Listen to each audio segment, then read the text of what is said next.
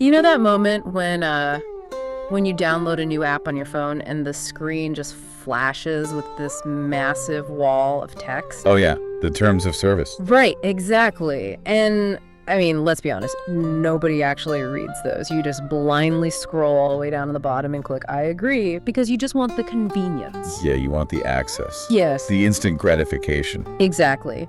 But I want you to imagine, just for you listening, as a kind of thought experiment today, imagine that the contract you're signing isn't for, like, a software update. Right. Imagine the entity on the other end of that agreement isn't some tech company sitting in Silicon Valley, but something ancient, something that, operates entirely outside the physical bounds of our reality. Oh, wow. Yeah. And the currency they demand in exchange for, say, unlimited wealth or global influence, it isn't your browsing data, it's your sanity, it's your autonomy. I mean, that is just the ultimate predatory contract, really. Yeah. And the defining feature of this kind of agreement is that, well, once the terms are set, there is absolutely no customer service department.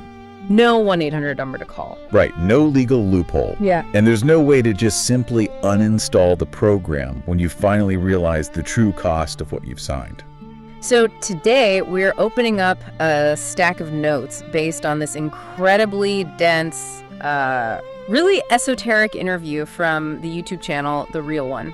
Yeah, this is a wild one. It really was. They featured this female tantric practitioner who outlined her direct, firsthand experiences navigating the occult. We're talking entity summoning and this totally shadowy spiritual economy that allegedly operates right alongside our daily lives. And we're going to map out the extreme lengths that people go to when they try to basically bypass the normal rules of human existence. Yes. But before we jump into the actual mechanics of these claims, we do need to establish a really clear baseline for you listening today. Right. This is crucial because our goal here is strictly to map out this hidden ecosystem exactly as it was presented in the source material. Right. The concepts we are discussing today are, they're highly controversial, they're spiritually charged, and they delve into some very deep cultural and esoteric beliefs. Ah. So, we are not endorsing any of these practices. No, definitely not. Nor are we taking sides on the religious views, the supernatural claims, or even the politically charged elements like the Illuminati stuff that get mentioned in this interview. Right. Our role is simply to be your impartial guides for this deep dive. We're just dissecting what this practitioner believes and analyzing the psychological and sociological implications of her world. Well said. So let's start at the very top of the human pyramid of desire, which is obviously unchecked power. Right. The practitioner brings up the Illuminati almost immediately in the source. And her explanation of how such an organization operates, it isn't just about, secret handshakes or banking cartels. It's about spiritual parasitism. Yeah, and the source material frames these organizations as essentially scouting agencies. But, and this is the fascinating part, they aren't looking for the strongest, most talented people. Right, you'd think they would want the best of the best. You would think so, yeah. But they are allegedly hunting for weak minds. The practitioner claims they target influencers, politicians, or celebrities who suffer from, stage fright or who just lack natural grounded charisma. So why target the weak ones? Well, the mechanism here is fascinating from a psychological standpoint. The claim is that these individuals essentially agree to rent out their physical bodies. Rent out their bodies. Yeah. Because their ego or their will is fragile, an external entity can easily step in, possess the biological vessel, and project this immense charisma and influence on a global stage. While the actual person's consciousness is just what? Subjugated or stored elsewhere. Wait, let me make sure I understand the actual mechanics of that. You're saying that the audience is watching someone perform on stage or, give a big speech, but the biological owner of that body isn't driving the car anymore. According to the practitioner, yeah. The biological owner literally handed over the keys in exchange for the status. That is terrifying. It is. The entity gets to experience physical reality and exert influence, and the human gets the fame that they, frankly, just couldn't achieve on their own. It is a symbiotic, albeit very dark exchange of energy. Which naturally leads us to how ordinary people try to replicate this kind of transactional wealth, right? Like on a smaller scale, because the source goes deep into a practice called yakshini sadhana. Right, yakshinis. So within this specific esoteric framework, yakshinis are entities tasked with guarding the wealth of Kubera, the god of wealth. Okay. And it's important to note, they are not classified as inherently evil demons, but they do operate on a strict transactional logic that the practitioner describes as tamasic or dark. Meaning there's a heavy price. Exactly. If a person wants to summon Yakshini to acquire wealth, they don't just, light a candle and say a quick prayer. No. They have to perform a grueling 41-day ritual. And the parameters of this ritual are incredibly specific. Like, you have to go to the oldest graveyard in your geographic area, and you have to conduct the ritual at exactly midnight under a 100-year-old peepal tree, which the practitioner claims acts as a sort of dimensional anchor, right? Like an open doorway. Right, a portal. And the summoner is out there drawing protective circles, offering sacrifices, and sitting inside a circle of blood just to chant. Yeah. And the location and the materials, they aren't just for spooky atmosphere. Right. A graveyard at midnight, especially under that specific tree, is described as a space with extremely low vibrational interference. It's a liminal zone where the barrier between our world and the astral plane is supposedly at its thinnest. That makes sense in that framework, yeah. But the most critical part of this 41-day process is the psychological endurance test. Because around the 5th day, the entity begins to actively attack the summoner's mind. To try and make them physically step out of the protective circle. Precisely. Yeah. It is a stress test of the practitioner's energetic boundaries. The summoner they'll hallucinate the physical sensation of insects crawling under their skin, biting them, drinking their blood. They will hear these deafening voices screaming that they are insane, threatening to slaughter their families if they don't stop the chant. I initially thought about this as a kind of supernatural hazing ritual, like endure the pain to prove you really want the money.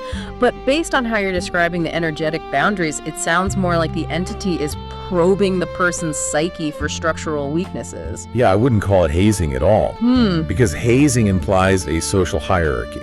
This is structural physics. Structural physics, wow. If you cannot maintain a singularity of focus amidst absolute terror, your mind is just too fragmented to bind an entity of that magnitude. If you break the circle, the entity consumes you. But if you make it? If you survive to the 41st night, the Yakshini physically manifests. She appears, sits on the summoner's lap, and offers the wealth. But the terms of service are absolute. And what are they? Extreme sexual exclusivity. The summoner can never intimately touch a human woman for the rest of their life. And the practitioner shared a case study about this, right?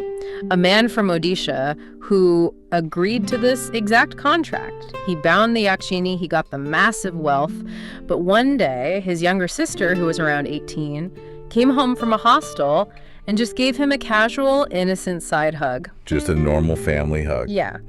But the Yakshini was so violently jealous that, according to the source, the sister was driven to suicide the very next day. Which is horrific. Yeah. And the mechanism of that jealousy is really crucial to understand here. How so? The entity doesn't process human nuance. It doesn't understand the difference between familial affection and romantic intimacy.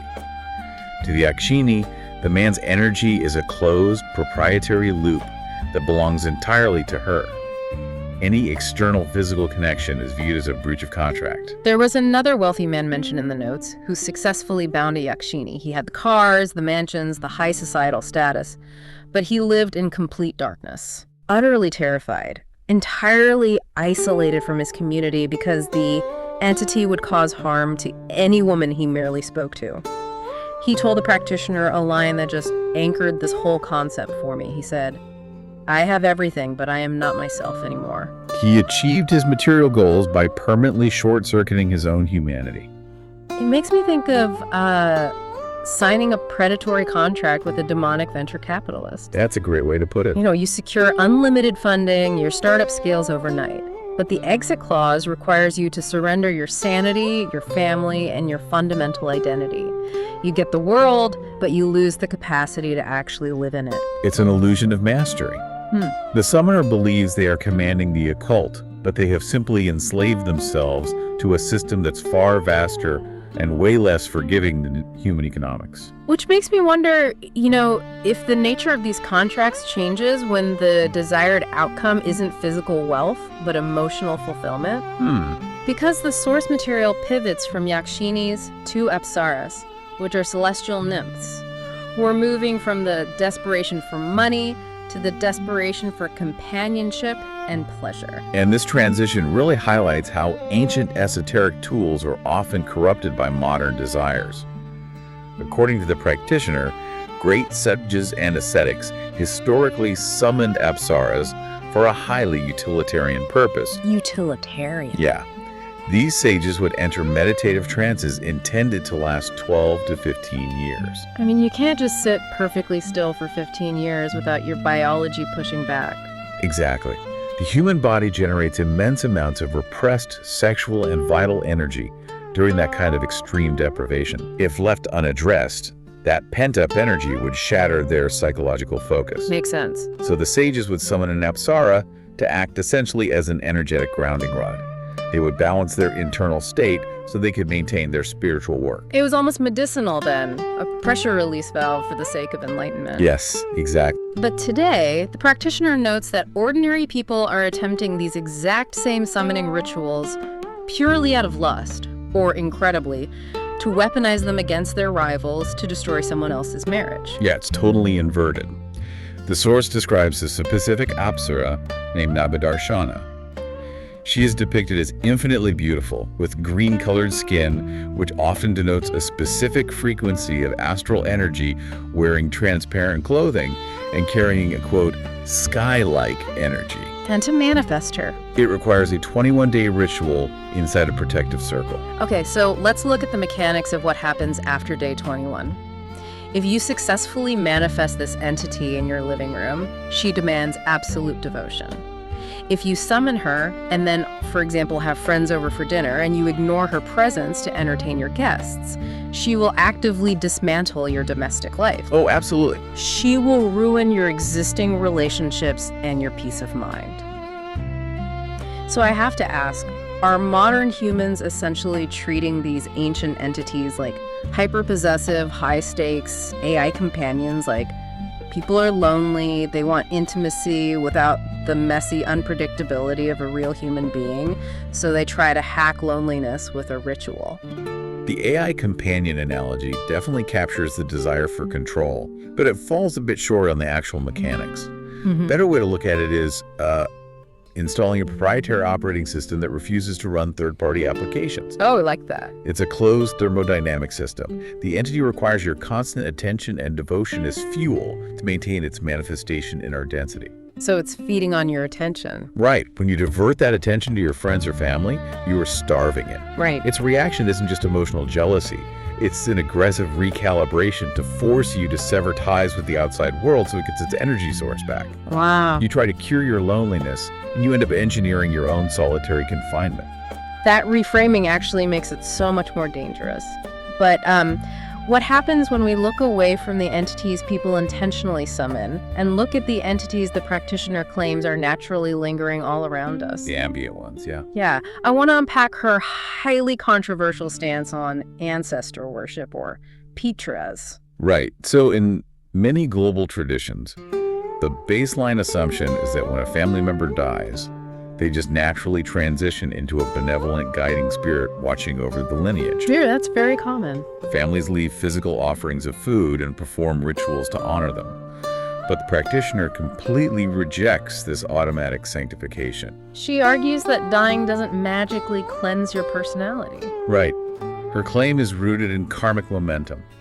If a person was deeply resentful, angry, or carried heavy bad karma in life, shedding their physical body doesn't turn them into a holy Petra. It turns them into a preta, a ghost. They're just stuck. Yes, they remain trapped in the energetic frequency of their own negativity. And she makes this fascinating, albeit pretty cynical, point about the mechanics of the offerings families make. She states that the vast majority of these offerings never actually reach the trapped soul. Like, if a family leaves food or clothes at an altar, corrupt priests will often just resell those physical items. Yeah, but the failure of the offering isn't just about the physical theft of the food. Right, it's deeper than that. It's about the carrier wave of intention. A physical offering is just matter. It is the pure, uncorrupted intention behind the ritual that actually reaches the astral plane. So if the priest is just in it for the cash. Exactly. When a corrupt intermediary intercepts the ritual for profit, the energetic carrier wave collapses. The intention is corrupted, so the trapped soul starves. That is so bleak. The practitioner's pragmatic advice is to bypass the ritual entirely and generate real karmic energy by feeding someone who is physically hungry in front of you, like a day laborer or a housemaid. But a starving spirit doesn't just quietly fade away, right? The source gets into the predatory nature of ambient entities with a story that is frankly devastating. The village story. Yeah. The practitioner was called to a village to investigate an 8-year-old girl who, for 4 years, had been worshipped by the entire community as the goddess Kali Mata. Adults were traveling from all over just to bow at the feet of this child, Yeah. genuinely believing she was a divine avatar. Right. But when the practitioner analyzed the situation through her active chakras, she saw that the girl wasn't a divine manifestation at all. The child had been possessed by 2 low-level parasitic spirits. Parasites. Yeah, the practitioner noted these were entities so degraded in the astral hierarchy that they typically feed on the energy of insects or garbage. And the child was suffering immensely. She was experiencing severe physical cramps, unexplained agony, and even feelings of sexual harassment from these entities trapped inside her. She was literally crying in pain while the adults around her projected divinity onto her. It's horrific. But wait, if these entities usually feed on garbage, how are they able to sustain a 4-year possession of a human child? That is where the village's behavior becomes the actual mechanism of the tragedy.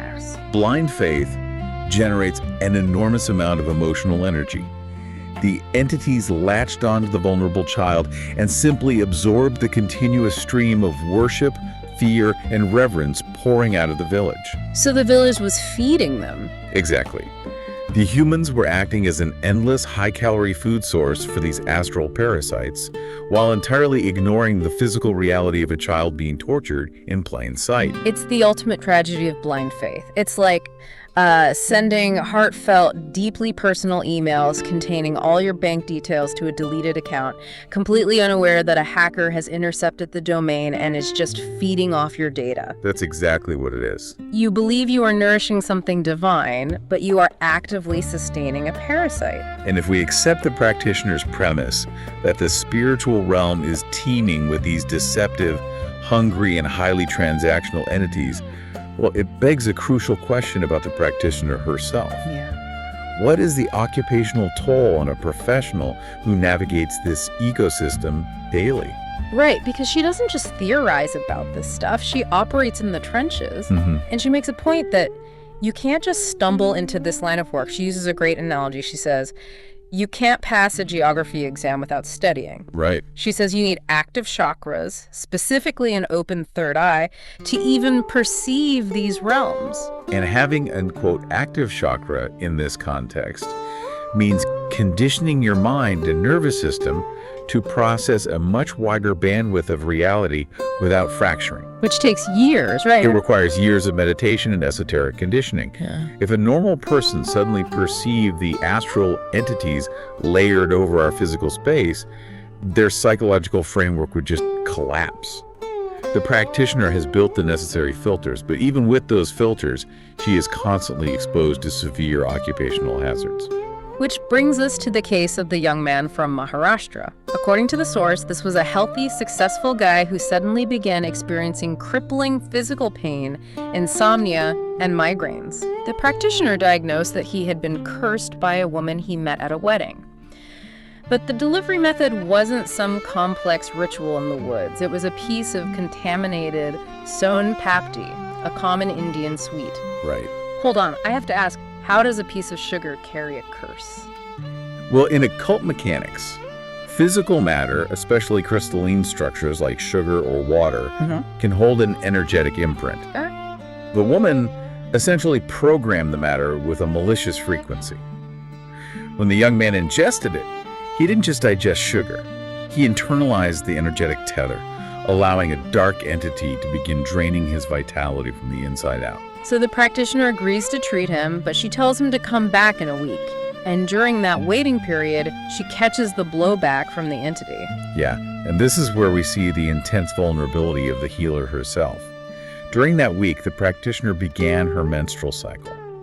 In many esoteric traditions, menstruation is viewed as a period of profound energetic shedding. Okay, so she's exposed. A woman's natural psychic defenses are temporarily lowered because her body is just focused on a heavy biological process. She was in her bedroom when she was suddenly attacked by a beetle, which she describes as a naked demonic entity with a single eye made entirely of stone. That visual is it's so specific.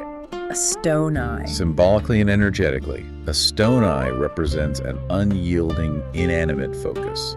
It cannot be reasoned with. It has no empathy. The entity physically pinned her to the bed and attempted to choke her, actively trying to eliminate her before she could perform the exorcism on the boy. But she survived because she deployed a highly specific chant she had memorized, right? A Surya Kavak, or sun shield, derived from ancient prayers. We shouldn't view that chant as just like asking for help from above. In esoteric mechanics, a specific sequence of Sanskrit syllables creates an acoustic resonance. Oh, like a frequency. Exactly. By chanting it, she was generating an immediate high-frequency energetic barrier that the lower-frequency bottle physically could not penetrate. It literally forced the entity off of her. It really is spiritual bomb disposal. Yeah. If you don't have the precise code to defuse the device, you become a casualty. Yeah. But, the beetle attack is relatively straightforward compared to the astral abduction she details later in the source. This is where the mechanics get truly bizarre. Oh, the black dimension. Yes. She claims she was asleep, and her astral body, her consciousness, was forcibly ripped out of her physical body. She was dragged into an entirely black dimension, black sky.